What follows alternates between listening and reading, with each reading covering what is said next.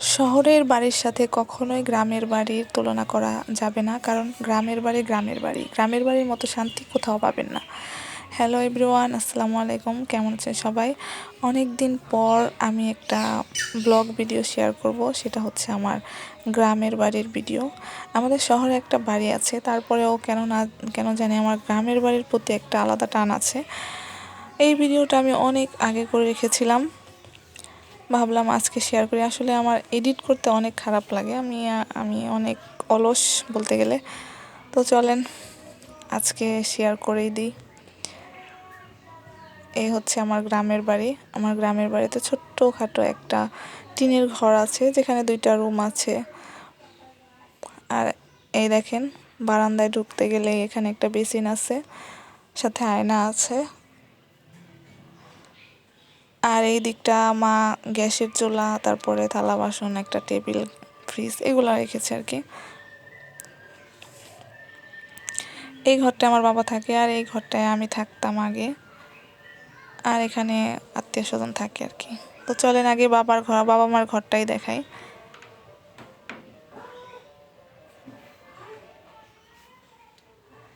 এ হচ্ছে আমার বাবা মার ঘর, তারা এই রুমে থাকে। গ্রামে আসলে তারা এই রুমে থাকে। আর এইখান দিয়ে আমাদের পুকুর পাড় আছে একটা, সেটা দেখা যায়। বর্তমানে বর্ষাকাল, তাই পানি দেখা যাচ্ছে।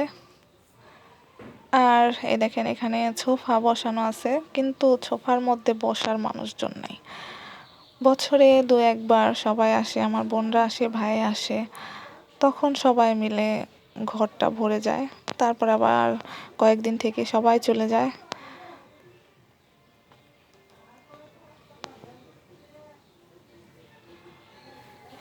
গ্রামের বাড়ির মধ্যে আসলে শান্তি আলাদা। কোনো শব্দ নেই, গাড়ির কোনো শব্দ নেই, মানুষের কোনো হই হুল্লোড় নেই। আমার কাছে আলাদা একটা শান্তি লাগে গ্রামের বাড়িতে থাকলে। চলেন এখন আমি আমার রুমটা দেখাই।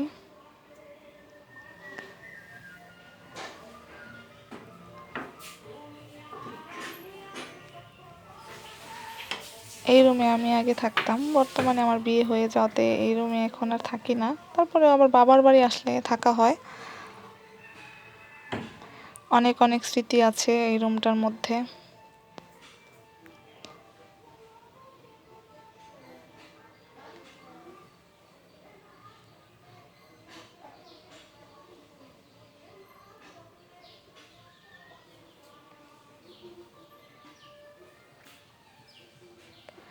এই দেখেন, এটা হচ্ছে আমার সেলাই মেশিন। আমি কিন্তু টুকটাক সেলাইয়ের কাজ জানি।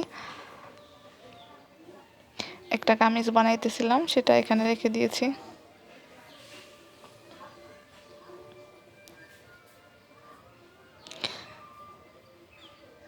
জানালা দিয়ে কিন্তু অনেক সুন্দর ভিউ দেখা যায়। এই দেখেন, কিছু কাপড় আমার বোনেরা দিয়েছে বানাতে, সেগুলো রেখে দিয়েছি। এখানে মাপটাপ লেখা হয় আর কি।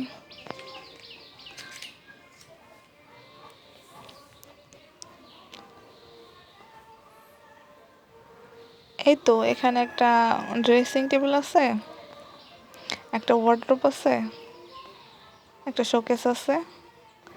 কি জানি তখন আঙ্গুল দিয়ে কি কি জানি দেখাচ্ছিলাম, এখন ভয়েস ওভার করতে গিয়ে মনে পড়ছে না। এই তো আমার সাজগোজের কিছু জিনিসপত্র আছে।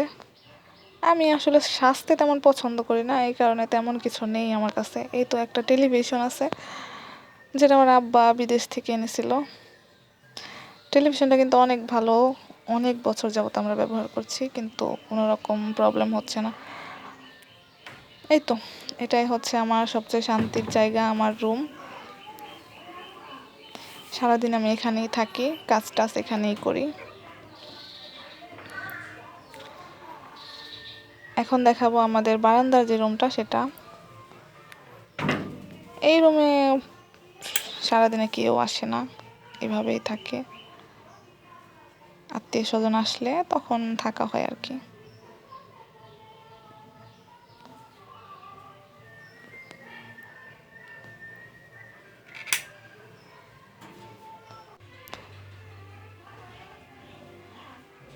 এখন বাহিরের ভিউটা দেখাই আপনাদের।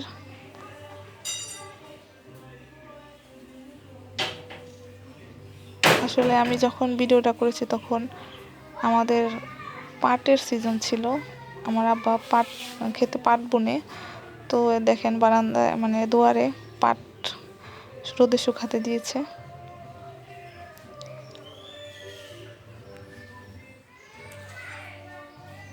বাহিরে আমার কিছু ফুল গাছ আছে, এই যে অপরাজিতা গাছটা একদম জঙ্গল হয়ে আছে।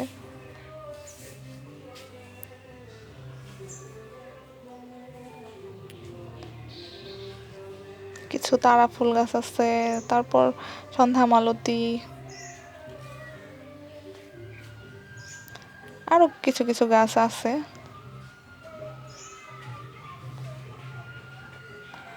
দেখেন অপরাজিতা ফুল ফুটেছে।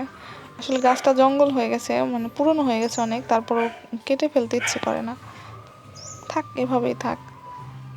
এই তো দেখেন অনেক পানি হয়েছিল, বর্ষাকাল অনুযায়ী তেমন পানি হয় নাই, তারপর অনেক হয়েছিল, এখন আস্তে আস্তে কমে যাচ্ছে। এই তো আজকের ভিডিওটা এই পর্যন্তই রাখলাম। সবাই আমার বাড়িটা কেমন লাগলো জানাবেন। ভালো থাকবেন, আল্লাহ হাফেজ।